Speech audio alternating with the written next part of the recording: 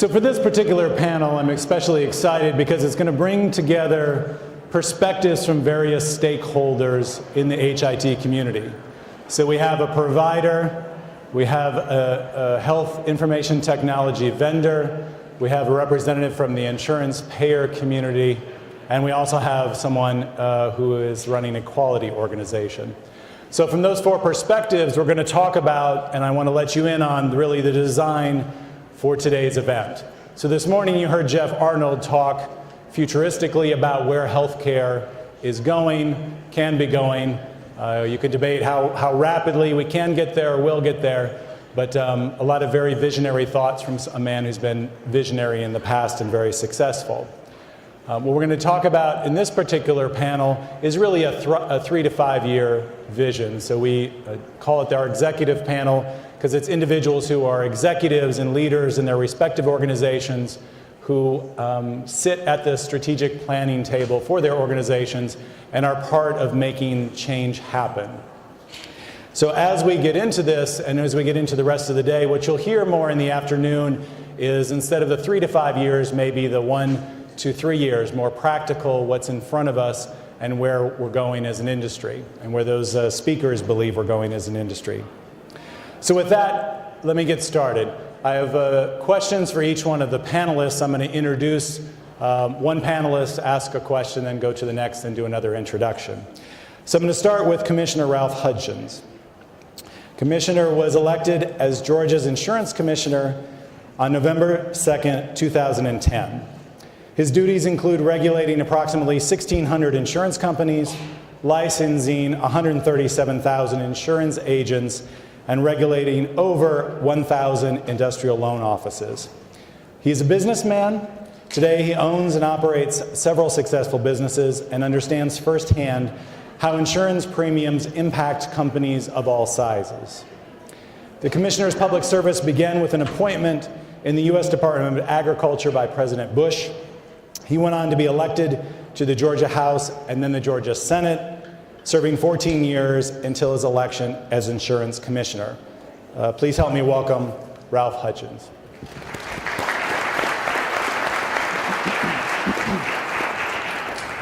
So Commissioner, give us an update on the current state of the health insurance exchange in Georgia and project what insurers and employers will do in future years under the exchange in Georgia and, if you can, across the nation.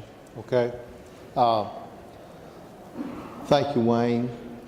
First, let me say that what qualifies me to be here when we're talking about information technology is the fact that I have 12 grandchildren. And what I don't know, I can go to them and ask them those questions. You know, Georgia is like 26 other states that have refused to implement their own exchange. We told the federal government that we would just defer to them and let them set up an exchange in the state of Georgia. We all hear of the nightmare that the healthcare.gov has been. They will not tell us at all. We have asked them repeatedly how many people have been successful in Georgia to go all the way through the process and select a plan that's going to begin January 1st of 2014. They will not give us this information. They said it's going to be released at a later date. The few states that have their state-based exchanges are pretty much having the same problems.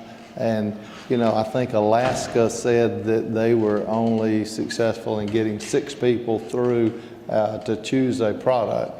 But in Georgia, while we're allowing them the federal government to set up the exchange, we are licensing navigators. And the mindset behind the reason that we passed House Bill 198 is, along with being fire safety commissioner, where I'm responsible to appoint the state fire marshal, and the state fire marshal's office is responsible in buildings like this to make sure that the exits are properly marked, the sprinkler systems are there, they're working.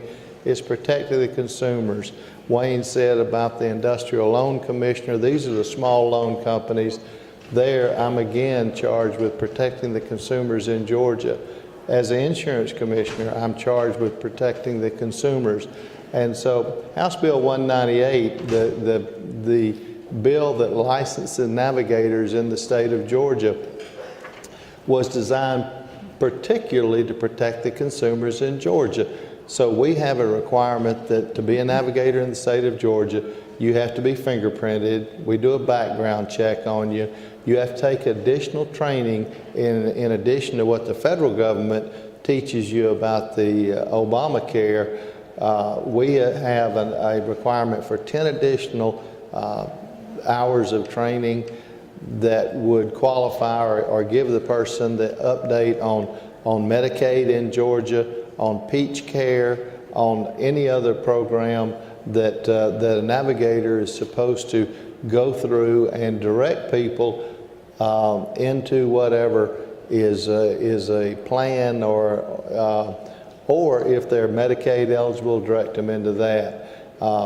We did that we did not want people that have criminal records being a navigator in Georgia, because they are dealing with such vital information such as Social Security numbers, dates of birth, everything that would be absolutely make it so easy for somebody to fraudulently steal someone's identity. So to date, we've got a little bit over 70 navigators licensed in the state of Georgia, and we're closely monitoring the activity of these navigators. Okay. Thank you. The next individual I'd like to introduce is Deborah Kinsella. She is Grady's CIO and has overseen a total transformation of that health system's technology. She completed a wholesale network replacement to handle the smooth flow of medical records, updated the desktop computing platform, implemented a wireless network, facilitated a major phone system upgrade, introduced barcode technology to assist with patient identification and safety, and installed the Epic clinical and revenue software. As a result, Grady is now one of the few facilities nationwide who have achieved HIMSS Level 6 recognition, the highest ranking available. Please help me welcome Deb Kinsella.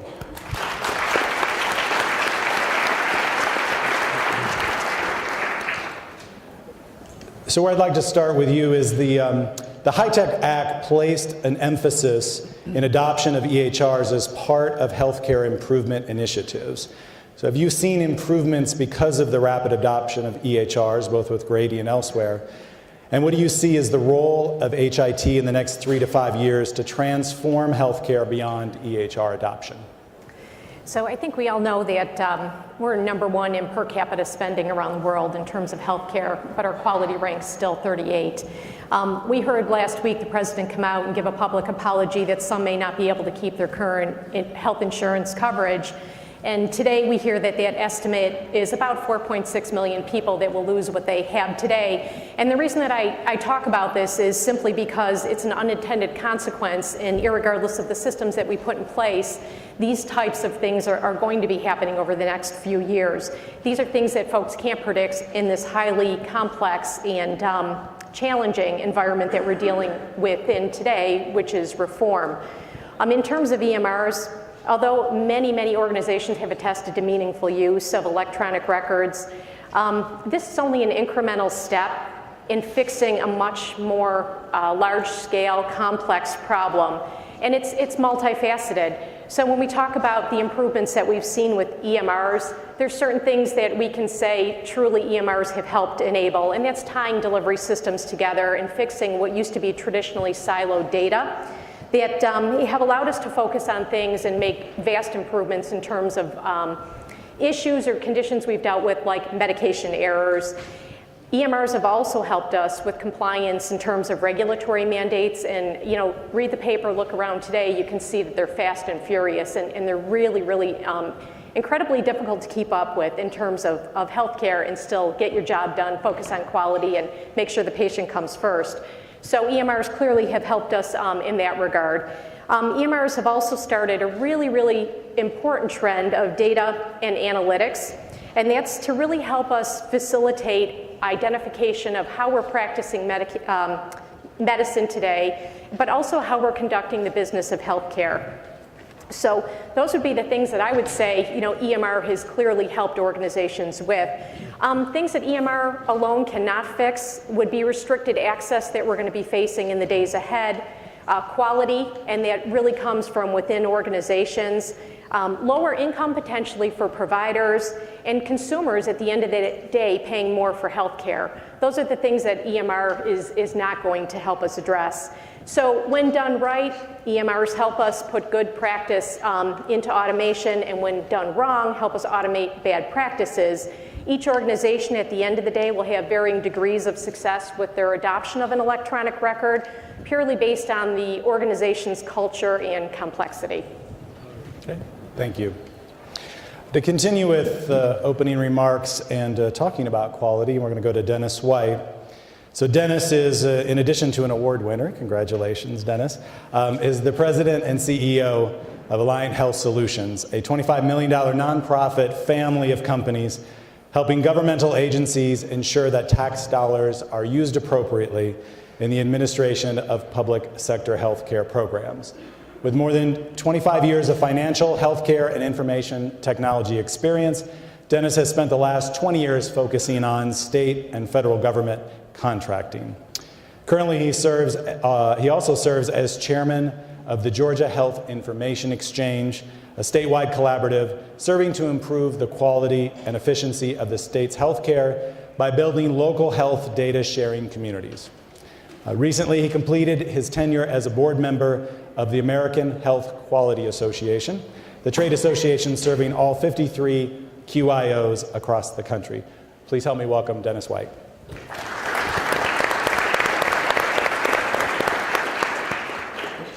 So Dennis, as the nation shifts the focus from healthcare reimbursement under a fee-for-service model and moves toward one of quality and outcomes, what needs to occur in the next few years for that paradigm shift to be successful? All right. I'd say continued focus on those quality and outcomes. As I was preparing for a meeting the other day with my staff, I came across a quote from Jack Welch, and it really describes our environment today. It says, "If the rate of change on the outside exceeds the rate of change on the inside, the end is near." I mean, the rate of change out there today is astronomical. Meaningful use, bundle payments, ICD-10, ACOs, insurance exchange, patient engagement, pay for performance. Pay for performance, I'll take that one. SGR, we talk about that every time this time of year, and Congress is dealing with SGR now, sustainable growth rate. It's the physician model for payments. Physicians are set to take a 20+% decrease in payments if Congress doesn't come to some type of agreement on sustainable growth rate moving forward. One of the things that's being considered in that sustainable growth rate this year is pay per performance per physicians, holding payment fees level and paying for performance. We've got to continue to do those types of things and move forward with pay per performance initiatives.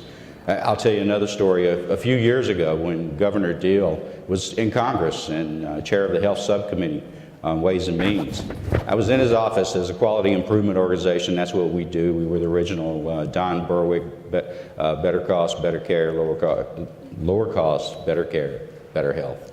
The AAA. But Governor Deal told me that if we don't lower cost and improve quality, we, Congress, will do it with punitive measures. Where are we today? We're moving forward with that. We talk about pay per performance, but it's also the disperformance there. Lastly, remember the disincentives are 3 times more powerful than incentives. Think about that personally.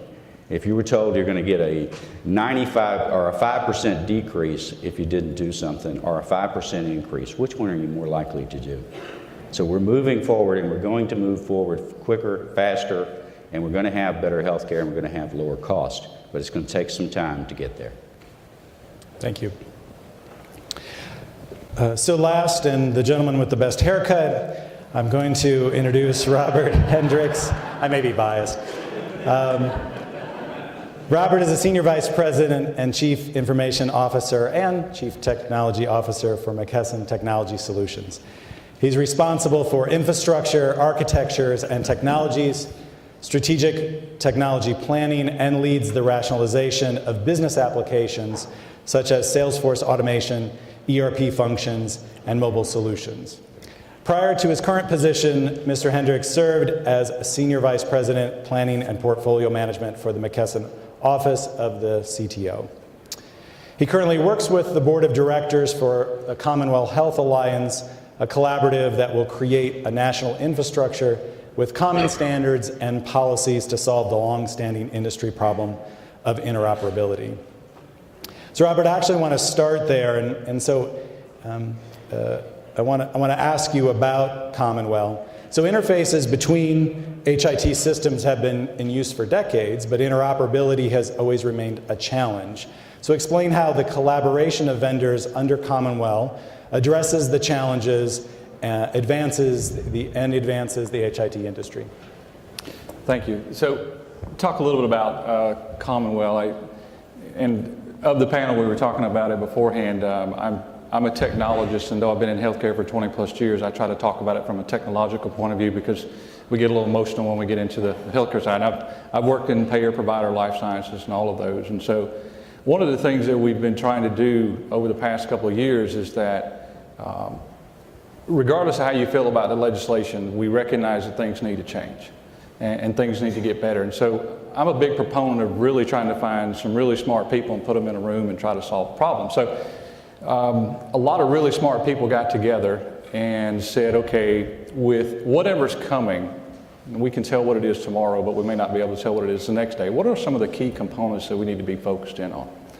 And it's pretty simple. One of the things we came up with was identity and the ability to find people's information. I mean, we talk about classical interfaces. I've been a CIO for a multi-site IDN, at a point in my life, and we all have had the interface engines that run and make all the systems work within the hospital, and we know how complicated that can be. But when we think about going outside of that, things get even more complicated. And so it was a great idea that came about, and we said, well, how do we solve that? Well, the first thing we got to do is we got to figure out how to get all of our competitors in the same room and figure out how we're going to all solve the same problem. How many of you have ever tried that before? It's a pretty fun discussion to go through. And so the premise of Commonwealth and the way we architected Commonwealth was as a not-for-profit. It's not McKesson. It is McKesson and a number of others coming together. And what we've done is we focused on two core components as a foundational element to get things started, and that is patient identity and patient consent. We've had a number of unbelievable people from companies that, I never thought that I would set foot in the halls of Cerner. Okay? 5 years ago that would have sounded completely odd. But we've had a number of really intelligent people come together, and at this point we're moving into pilot in a number of geographies with a number of products, all representing multiple products across that portfolio of members of Commonwealth. And we're focused on demonstrating and coming to HIMSS this year that we've demonstrated we can focus on patient identity and we can find that patient. So unfortunately, I'm one of those people who has to travel for a living. So if I'm walking across the street in San Francisco and that bus catches me because I'm not paying attention, it'd really be nice that when I showed up in the hospital that people could find out that I take these medications and so forth. So what is that baseline of understanding in healthcare for somebody to start that process and make an educated decision? And the first thing, obviously, is we need to identify who you are and what do we know about you. And so we started fairly simple. Now, I could tell you that the ideas in the room go way beyond that. And the fact that it is centered around Commonwealth, it is centered around an equal voting structure among what we would say are competitors looking at trying to solve the problems in healthcare. We started fairly simply with technology in mind, and we believe that it can change it. And one of the things that we constantly are focused on is trying to experience technology around us that's not healthcare related. I kind of made the joke last night at the reception that healthcare technology in general is considered to be 10 years behind most other technology. And the joke was, well, the iPhone's coming up on its 8th birthday, so we probably should be at the point of catching up. And I mean that kind of tongue in cheek, but there's a lot we can learn from a lot of other industries, and we need to start solving some of those basic core problems that are foundational for all of us that we're trying to face. And I think that's what Commonwealth's purpose is and what we're trying to accomplish. Okay, thank you. And speaking as someone who worked at Cerner for 12 years, I'm also surprised Cerner Security let you on campus. That's exactly. So I'm going to ask each of you the same question, one of my few that is the same. And it is for each, and we'll just go in order here, from closest to farthest away. Which of the following do you think will have the greatest positive impact on healthcare transformation and improvement activities over the next 5 years? And you can add one of your own if you don't like my short list. So the list is the Affordable Care Act, accountable care organizations, health IT adoption, patient engagement, or meaningful use. Commissioner. You starting with me? Sure. You changed the question. I inserted the word positive, so we'll give them You we'll inserted give them the a word. pass. If you want to rephrase that, that's All right, fine. the question that I was given, which of the following will have the greatest impact? Yes, please go ahead. All right, I think without a doubt it would be the Accountable Care Act, or the Affordable Care Act.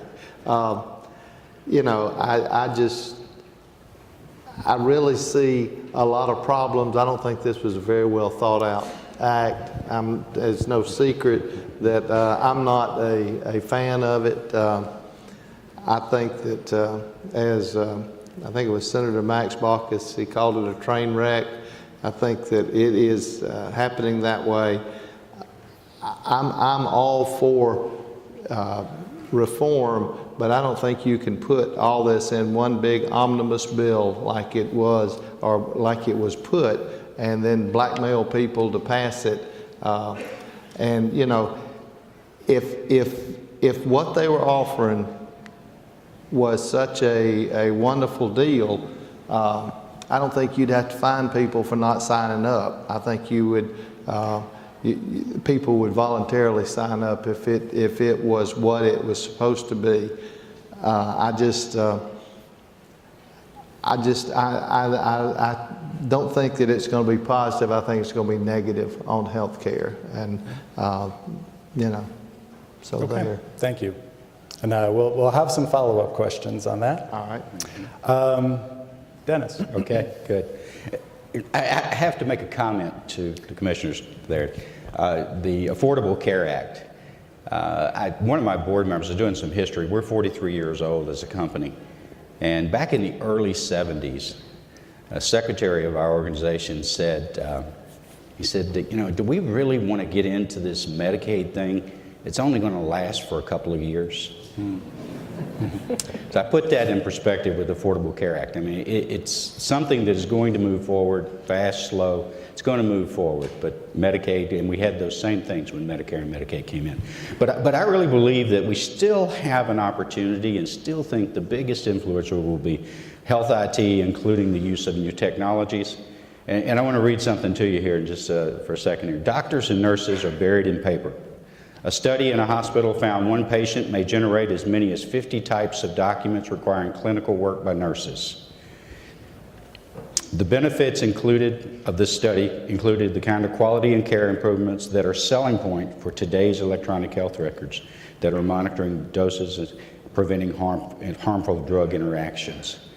This was from 1962. It was an IBM press release of what was going on at that time. Sounds like a page right out of today's story. We're still generating that type of paper still today. I can tell you an example just recently, and I've used this many times, and you know, get out and experience the healthcare system today. But we've still got a ways to go in health information technology, and I think it'll be a big indicator of how well we do in moving forward. My provider, large provider here in the Atlanta metro area, sent me a letter earlier this year that told me they were changing electronic health record systems to another one from A to B. And they told me that they would not be able to convert that data from A to B. That if I wanted that, I had 30 days to log into my system, print out the information that they had on me, and I could keep that. But when I came into their office the next time, I would need to bring my information, my insurance card, my med social, all of that stuff once again, because they could not convert from A to B. It's not a technology issue. I don't know what we do about it, but it's not a technology issue. We can convert systems like that, the demographic data, the med social, the pharmacy, the information that I had to re-give to that provider, we can do that today. Technology is not the issue. We as people have to solve it, as Dr. Morrow said earlier. It's a people issue, not a technology issue. I'll give you another example. Just recently, I went into a local doc-in-the-box place here in Atlanta. I had a sinus infection. It was earlier this year. It was late last year, at the end of the winter. And went in and had a great experience. I walked away, didn't have any paper, told me to go to my local pharmacy, pick up my antibiotic, and be on my way. I did. Great experience. I didn't have to buy the extra deodorant or bath wash or stuff like that at the pharmacy, so they probably weren't as happy. But it was a great experience for me as a patient. Went back to the same place later this year. It's been back a month ago. Same place, different doc. And they gave me this piece of paper, fancy piece of paper, it was bolded and embossed and all this stuff, and it really looked nice, and told me to take that to my pharmacy. And I said, but I don't want to, I want to be prescribed. And they said, well, this doctor doesn't do that. Okay, it is a people issue as we move forward. Technology is there, technology can solve it, we've got to use the technology to move forward. Thank you. Thank you, Dennis. Robert? Yeah, so the 5 options that you gave us, probably contrary to what you might think as a technologist, I'm actually going to say patient engagement.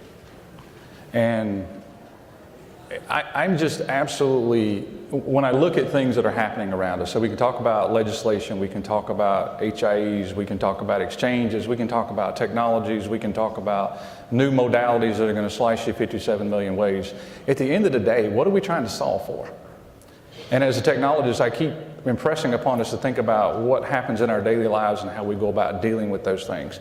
And so we will jettison technology in a second. I want you to think about your life over the past 5 to 8 years. And I want you to think about how many cell phones you've had, how many times you've changed out some stuff at your house, how many times you bought something new, and what made you do that. And so I want you to think about healthcare and some of the challenges that we're facing. I mean, just in the lobby out here is an unbelievable example. I mean, there's a 10-year-old out there who's helped develop a mobile app on childhood obesity. All of that centers around what?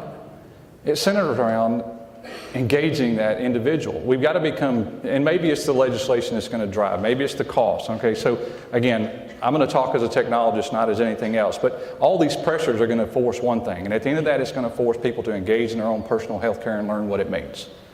You're going to learn about the impacts of things. Now, we've got to figure out how to make that competitive, in my opinion. So if you think of the next generation that's coming up, the reason they're out there right now is they're competing for something.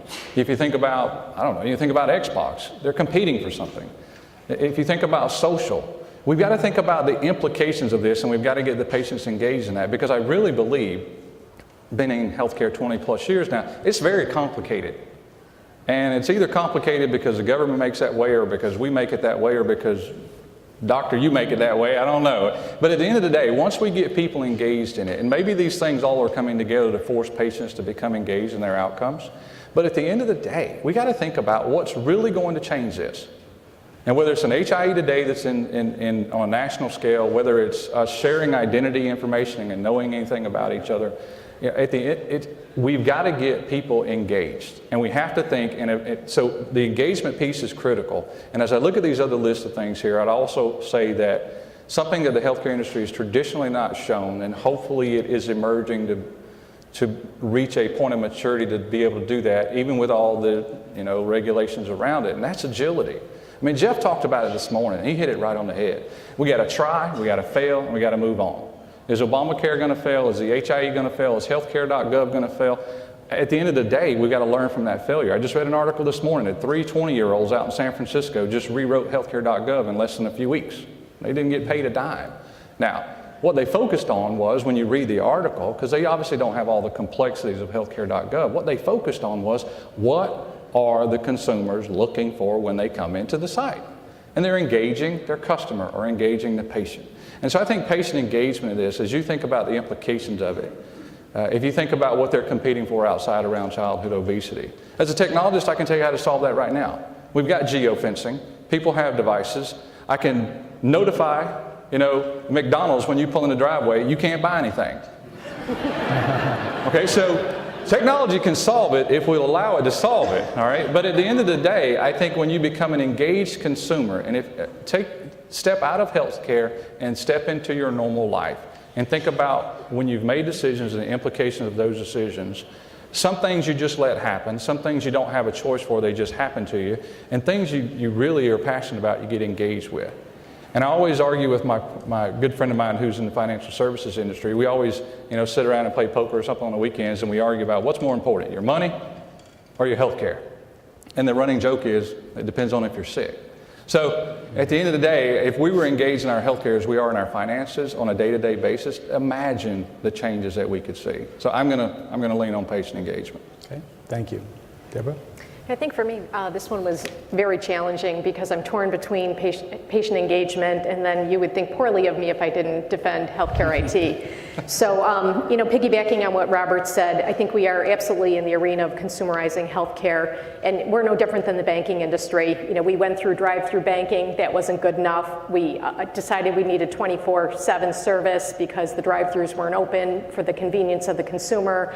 We had the introduction of ATM machines. ATM machines were great, but you still had to get in your car and go somewhere. And so we wanted the convenience of home banking, and that's really where we are today. And so what we will see is this continued consumerism of healthcare, I think, in the industry. But I do think healthcare IT, in terms of data analytics, is probably going to be the one thing that really helps to enable vast change within healthcare. There was a recent McKinsey study that was done, and they talk about the concept of big data, and a lot of the vendors in the audience are probably in tune to this. They estimate the value of it to be about $300 billion a year. That's real money. They further estimate that by the year 2018, the demand for the talent to manage big data is going to exceed the supply by 50 to 60%. That's pretty staggering. So to all of our students out in the lobby that are experts in math, science, and technology, they'll be carrying the torch forward in terms of analytics going forward. Analytics for healthcare are going to do a couple things for us that we really haven't done good in the past, and that's to really have transparency and usability of our data. Remember, we're just getting our data out of silos, and we're making it standardized, we're getting it into structured data, and so now we're able to look at it and have some transparency and usability. It helps us expose variabilities, which other organizations or industries really have been doing for years, and we're just, we're starting to do that better. And it also allows us to tailor solutions and services then for the consumer, and really this whole transformation is about quality and cost and taking better care of our consumer, our patients. So I'd have to kind of be on the fence between both, but strongly defend healthcare IT. Okay, we'll mark you down for both. Thank you. And I give you 730 points for that answer. Okay, I'm going to go back to the Commissioner. If the Affordable Health Care Act is implemented as planned, what does health insurance look like in the next 3 to 5 years? If it's if it's implemented as planned, the problem is that the Affordable Care Act was designed to bring the young invincibles in, and realizing that they have very, very few health challenges. In fact, most of them don't think they'll ever get sick. But if they're in the system paying their premiums and paying for health care, then the older generation that is the most expensive health care their care would be more or less subsidized on the backs of the young. But the young are not signing up. Now, like I told you, HHS will not give us any information on who's signing up on the exchanges. But if the young don't sign up, then this is going to be a very, very losing proposition. The premiums are going up. Georgia was designated by HHS as an adequate price review state. We have the expertise to be able to approve or disapprove rates. When we have 5 different companies, well, actually we had 7 companies that submitted products to be on the exchange.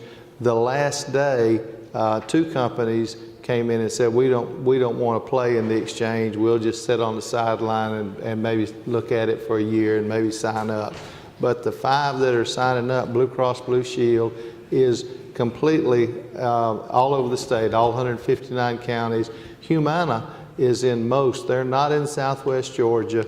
Alliant Healthcare is just up in Northwest Georgia. They're based out of Dalton or Rome, somewhere up in Northwest Georgia, and that's all they're covering. Peach State is just covering the metropolitan area, and then Kaiser is covering Atlanta and Athens, where they have facilities to treat people. They submitted their rates to us for the products they wanted to issue on the exchange. I was very, very concerned that they really were very expensive products, and so I called outside actuaries and submitted these to the outside actuaries. The outside actuaries came back and they say that the rates they were asking were accurate. They were appropriate and not excessive. They either deal them as being appropriate or being excessive, and they say all the rates were appropriate. But what we can expect, the young folks say, well, I've got a 25-year-old male could see increases in their premiums ranging from 85 to 198%. A 45-year-old male could see increases anywhere from 40 to 125%. And a 64-year-old male could see rate increases anywhere from 18 to 48%. Now, there's only 3 age bands in the Affordable Care Act, and whereas currently in health insurance, I asked my director of insurance product review, and he said you can have a variation as much in currently of 7 to 1. The elderly are charged 7 times more than the young invincible person, and primarily male. In the Affordable Care Act now, there can be no differentiation between male and female. All pre-existing conditions have to be covered, and there can only be as much as a 3 to 1 ratio between the most expensive products for the elderly primarily as the young folks. And so what this is causing is this tremendous spike in insurance rates for the younger generation, the ones that the whole Affordable Care Act is predicated on their involvement. But if they choose not to sign up, then today, this first year, they have a $95 penalty. Well, young folks don't think they're ever going to get sick. They would much rather pay $95 than these high rates. And if they make more than 400% of the federal poverty level, which for an individual is around $49,000, if they make more than that, then there's no subsidies available to them at all. And so they pay the full ride. And so, they're just going to choose to pay the penalty. Okay. Thank you. So Dennis, I wanted to jump back to you. Specific quality measures have been mandated for many years. What improvements have been linked to this focus on quality and data? What additional measures should be an area of focus under healthcare reform, or are an area of focus, which would assist in healthcare quality improvement? Okay. And you're correct in that measures have been around for some time. Hospitals first dealt with these measures. You kind of started the system with hospitals and quality improvement. And you may remember surgical site infections back in the early 2000s. We started working on those. Today, you can go to Hospital Compare and choose your hospital based on the rates that hospitals have for surgical site infections. You can get a hospital that has a very low rate in surgical site infections. So we're making a difference with these measures. Other measures that have come along, readmissions, you've heard that one so much in the news here lately, but we're making a difference there too in the last 2 years. Hospitals, once again, have been hit with readmission penalties. Readmission penalties 2 years ago, more than half the hospitals were hit with those, up to 2% of their Medicare reimbursements because of multiple readmissions, a patient being readmitted to the hospital within a 30-day time window of being discharged.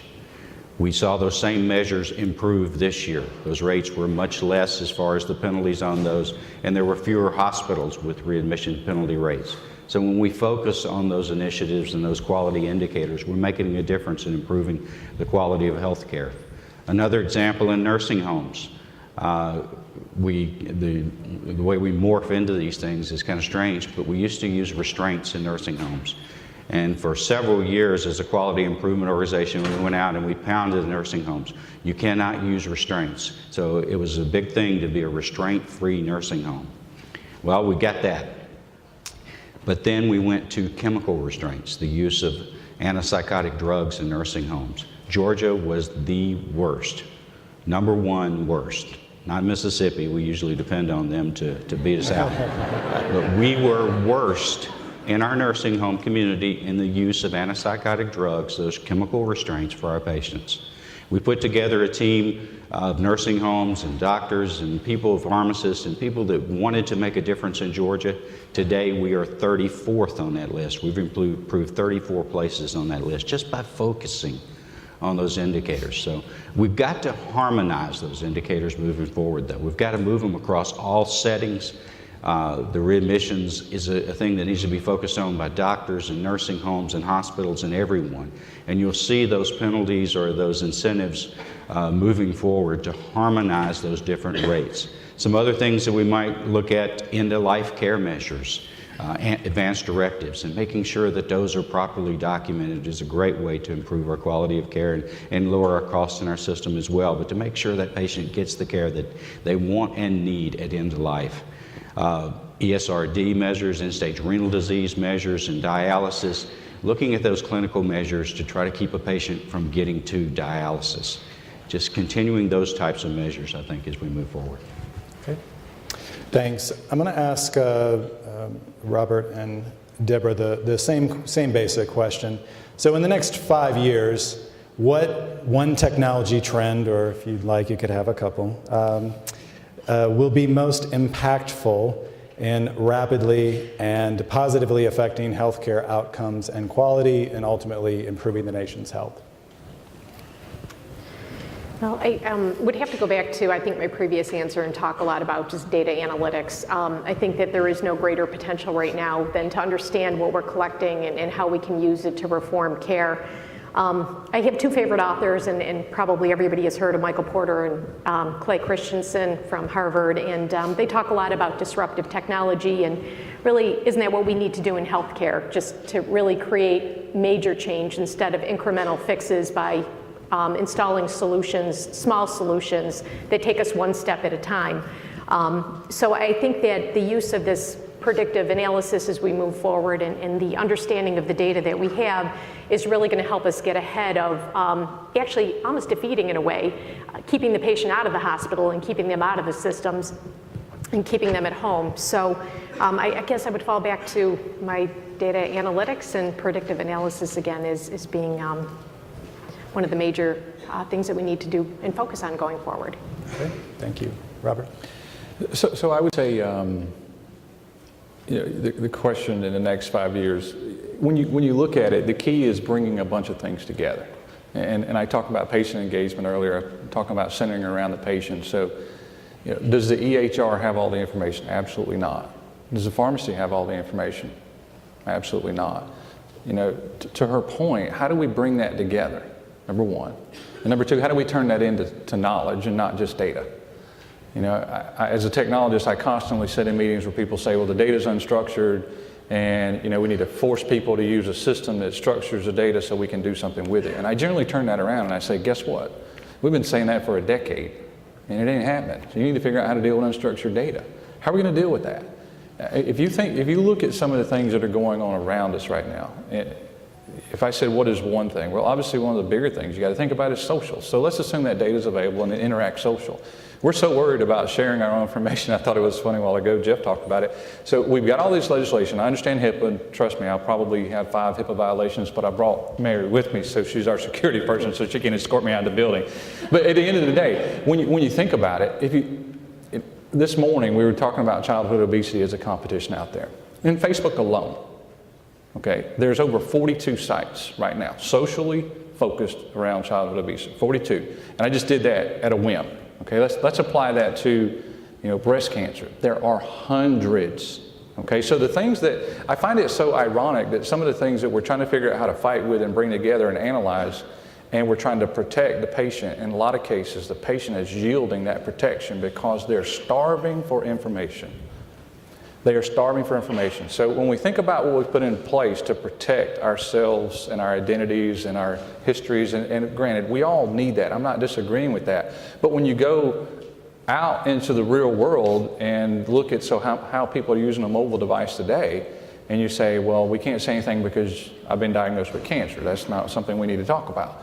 First place I'm going is I'm going out there to the world and saying, I've got this. What is it? What does it mean? Who out there is experiencing it? So I think at some point the impact of social, the impact of focusing around the patient, the harvesting of data and turning it into real information is really going to be a game changer for us. And I think what we have started, whether we like how we got here or not, what we started in the past few years has really sent a jolt through the healthcare system in general. And I've worked in hospitals, I've done grand rounds, I've done it all, so I know there's a lot of difficulty in what we're trying to accomplish, but at the end of the day, the outcome's going to be something different.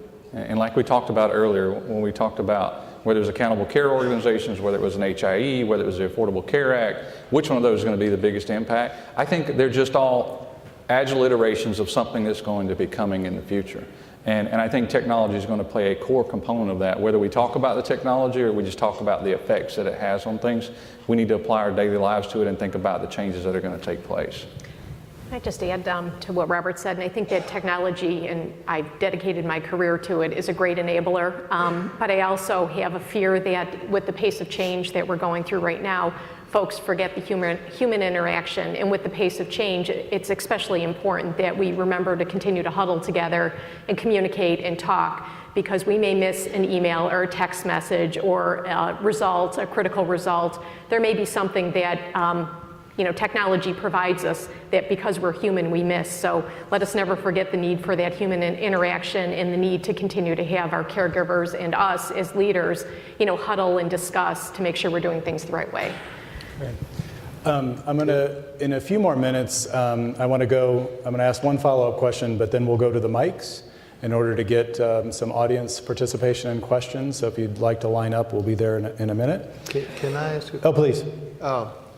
My question to this panel is, do you feel that it's the government's responsibility to mandate electronic medical records that are the same for everybody? There's one database, and I know my brother-in-law is an emergency room physician at Gwinnett Medical Center, and he says the problem that he faces is they bring a patient in and maybe they're conscious, maybe they're not conscious, but he doesn't have any access to what their situation is. He just kind of has to diagnose it on the fly and do the corrective procedures. Do you think it's the government's responsibility to mandate that we have this standardized electronic medical records? If I can take a Sure. stab at that, I think we've seen around the world government intervention in managing healthcare records, and we've seen some succeed, and we've seen many fail, as in the case of England. So probably what's important at the end of the day is really the information, not the tool that's being used to share the information. So if we can reach the point, and gosh, healthcare's been struggling with exchanges for quite some time, whether we call them RIOs or we call them exchanges or whatever we call them. We've been struggling with just that pure sharing of information, but now as we get to the point of having our electronic records and we begin to structure data, we have a better opportunity to be able to provide the clinicians the data that they need without mandating a standardized system across the country. So I was born in Buena Vista, Georgia, and grew up on a farm. So anytime you start a sentence that says the government mandate, I probably have a little reaction to it. But as a technologist, I think mathematically the numbers, regardless if the government's mandating something or not, mathematically the numbers of the aging population, the lack of coverage in the sense of having knowledgeable workers, I don't mean that like an insurance scenario, the numbers just don't work. And whether that's the government putting out a mandate or whether that's, an event like this, which I've already challenged the chair next year to make this a national event personally, just so you all know. I think that the numbers don't bear out. Something has to change. So whether that's the government mandate or whether that's great people getting in a room trying to solve a problem, I think mathematically when we look ahead, it's unsustainable. And so that's the change, I guess, in my mind as a technologist when I look at something is how can technology begin to help a numbers issue regardless of how we got there. So sorry I deflected your question, didn't answer it, but I'm not running for office though. So. I was wondering if you were Dennis, want to jump in? Yeah, just a quick comment, and I would be the same way. I don't traditionally like government mandates, but the government pays for more than half of health care. Yeah. So they are the true customer here. So I think they have some skin in the game to get what they want and need, and we need the data to improve health care. It's going to happen, just like electronic banking. I mean, it's just going to happen over time, regardless. I wanted to ask one follow-up question around analytics to especially Robert, but to both of you. And that is, on one hand, you've got Commonwealth that's trying to better structure and exchange data and codify it. And on the other end, you likely know through Jeopardy fame, the IBM Watson, which is heavy processing for unstructured data. And then there's going to be other visualization tools and other cool technologies in between. So what are your thoughts on the analytics, since we've been trying to exchange and get data in a more standardized fashion for some time? Do you think we're making enough progress now in that area that that's going to catch up faster or be more impactful than on the other end, what I would consider the other end of the spectrum, which is very smart computers and doing work with unstructured data? Any thoughts on that? Uh-oh. I'm just being a gentleman. I'll let you answer first.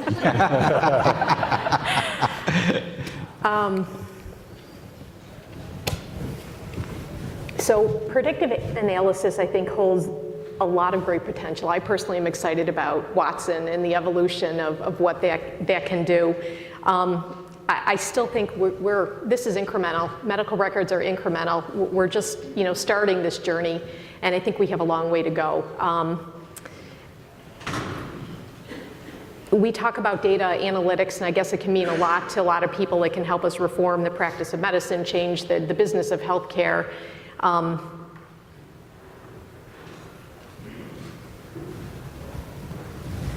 That's good enough. I think that's good enough. I mean, I know that this is where we're going in the future, and this is really what we need to pay attention to. Okay. And it again is an enabler for reform. So I will. So Commonwealth's initial focus was on identity, because the key to anything is knowing what is the center of the problem you're trying to solve for. So let's assume the patient is the center, and let's assume that we can identify the patient. I think once we do that, we could probably remove a lot of information, not necessarily just analytics, but information can solve a lot of those challenges. I mean, we've all witnessed, if you haven't, it's actually amazing to see a demonstration where the IBM Watson is actually doing a differential diagnosis with a physician. The physician still overrides it, still says, I agree with that criteria, which is driving an 87% probability, but I'm going to remove that when it changes the probabilities. We heard a physician this morning on the video. I mean, the amount of information they are forced to try to consume to keep up is impossible. Now, I want you to think about the last time you were walking down the street with your iPhone or your Android, and maybe you're using Google, or maybe you've bought into that. Your identity is who you are in Google. And I don't know if you've noticed it lately. If you log into it, it follows you around, tells you stuff. Left the airport, told me, said traffic's there, you're going to need to go the way. Think about that and apply it to what it might mean to your health. And I would say that the key to that, and the key to the Google structure right now, and it could be Google or whether it's iTunes, is focused around your identity. So once I know who you are, I watch you and I have patterns and I know information about you, I can help you. And I think that's what technology has the ability to do, is it has to improve those things because, and I read some study and I read a lot, and unfortunately if you call me I'll probably have to do a Google search to footnote it, but the ability for some of the computations now is pretty close to exceeding the human brain, and that's amazing to me when we think about the amount of things we need to absorb in a given day. So if my phone wakes up and tells me, oh, by the way, it's time to wake up. Okay, the traffic is this. Okay, the weather outside is this. As we talked about earlier, how does it help me in my daily life? Did I take my medication? Can I put RFID caps on the bottles that make sure I actually took the medication? Did it tell my doctor I didn't take it? Does the pharmacy know I didn't buy it?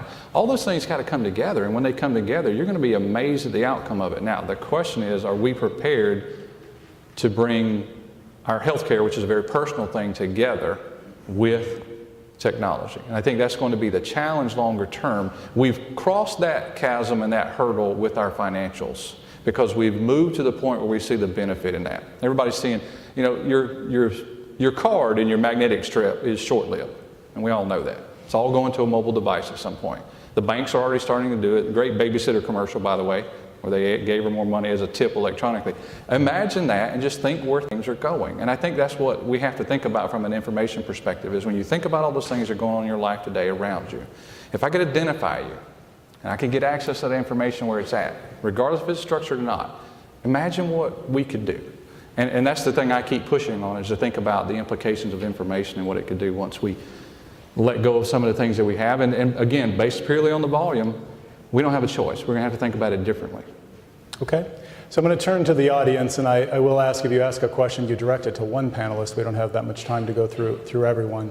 There's mics that I need to point out in the approximate center of the room on the side aisles. So if anyone would like to ask a question. It's a shy group. Please go to the mic, because we are recording. So we'd like you to ask your question into the mic.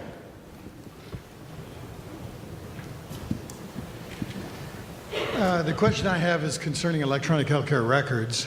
To my knowledge, most electronic healthcare records are documenting the physician's encounter, and pretty much just the encounter. It's more episodic than anything.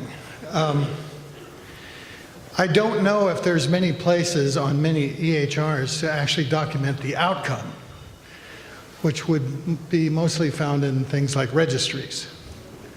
So how are we going to get to the point that we farm data from electronic healthcare records when they don't have outcome information, generally?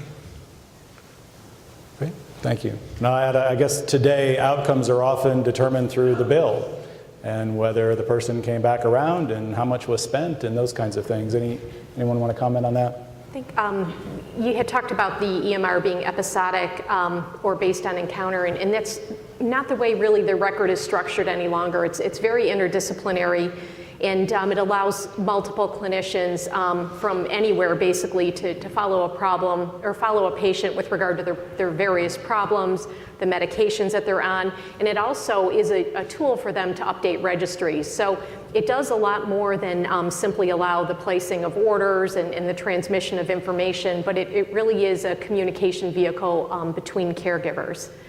I'm not sure if that helps at all. So we are not great yet at outcomes of the records, but we clearly have the repository now and the communication vehicle to share information among clinicians, irregardless of where they are located.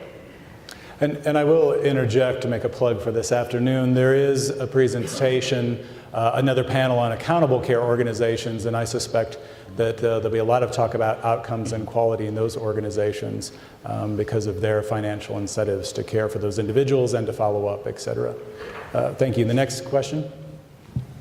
How do you all recommend that we continue to toe the line between, I guess, using increased technology to increase patient inputs, increase patient engagement without becoming the nanny state that so many are cautious about?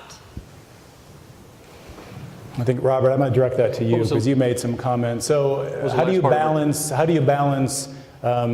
having the data, leveraging the data, especially around knowing who that individual is and everything that they do, versus having a nanny state and having organizations see all of that data, including your health data? That sounds like a government question to me. You know, the fear of, I mean, if you're a history buff, the fear of information goes back through every major episodic that we've had probably since the beginning of time. And in most cases, we figured out a way to overcome that. So I think at the end of the day, we have to balance the reward versus the penalty. You know, and me personally, and this, again, this is all, because it's health care, you know, the joke with my banker friend, what's more important, your money or your health? It's a personal episode, and you need to think about it that way, but you also need to think about what you're facing, and then you become engaged in it. I can tell you, if I get diagnosed this afternoon with some form of cancer, I don't care who knows. I want to know everything about it, number one. Number two, I want to know the smartest people in the country. The prior question about outcomes, how is that tracked? How do we know that? Where do we see that?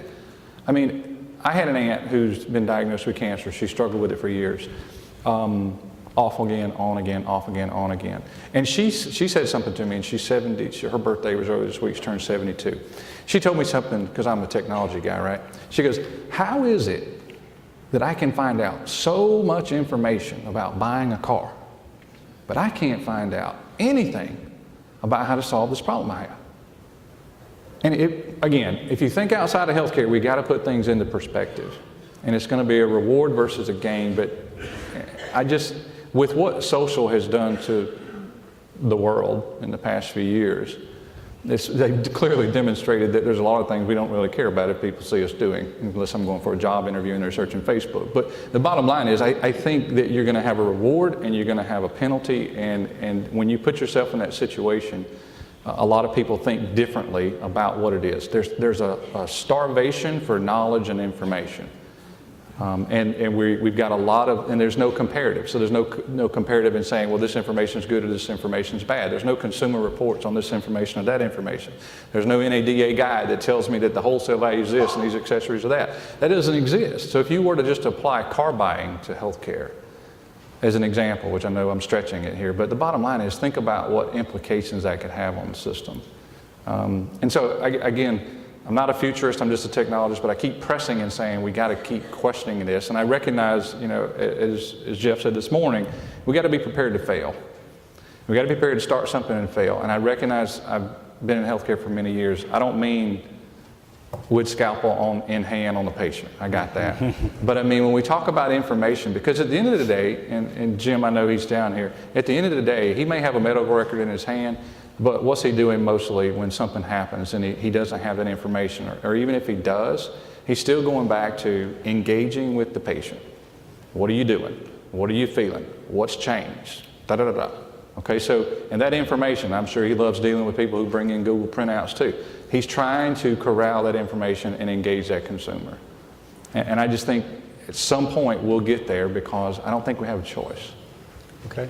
We're essentially out of time, but I'm going to try to get to these two questions, and I'll just ask when the panelists answer, whoever answers it, keep it very brief. Can I weigh in on that last subject? Sure. And I don't want to delay it, but there's only 3 factors that they can rate plans. And one is your age, which you don't have any control over. You're the age you are. The other is where you live, the geographical area of the state of Georgia. That depends on how many providers there are for the services. And the third factor is whether or not you smoke. And if you smoke, your insurance is going to cost you more. And I think this is very legitimate. I think that they ought to allow that. I think that if you're obese, and I'm talking to myself, if you're overweight, your insurance ought to, because it's proven that your health care is going to cost more. If you're nice and trim like Wayne, chances are he's not going to, his health care is not going to be as expensive. There is a small healthcare company up in Northwest Georgia. It's Aligned Healthcare, that when I was in the legislature, I introduced legislation that allowed them to give their clients points to be redeemed for prizes if they not just joined a health club, but if they joined it and went and kept a record of the exercise, if they lost weight, if they got their blood sugar under control. There was a whole bunch of things that they got.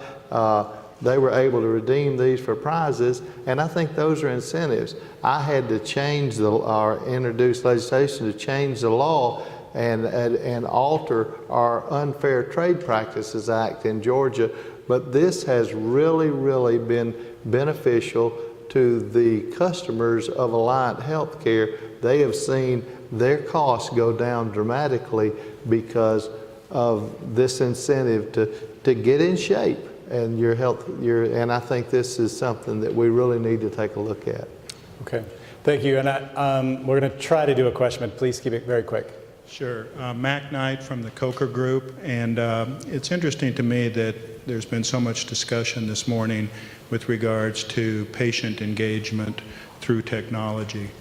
And I would like to ask, what are some activities going on with regard to provider engagement through technology? As a physician provider myself, I can tell you that oftentimes the challenges that providers are facing, whether it be population health management, whether it be driving quality and cost efficiency at the bedside level, the technologies oftentimes don't facilitate that, but actually are seen to impede that. And probably the biggest example I can give, Quickly.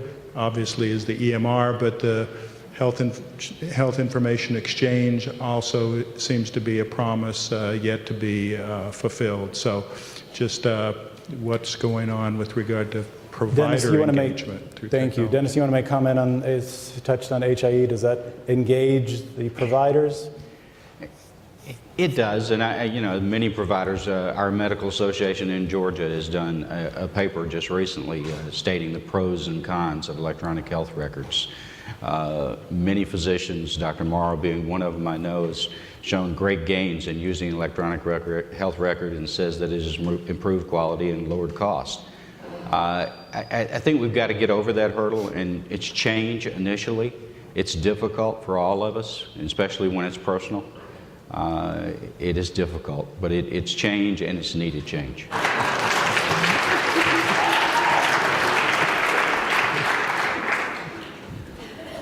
I really don't know what to say. We will end there then. So I'd like to give a round of applause and thank the panel.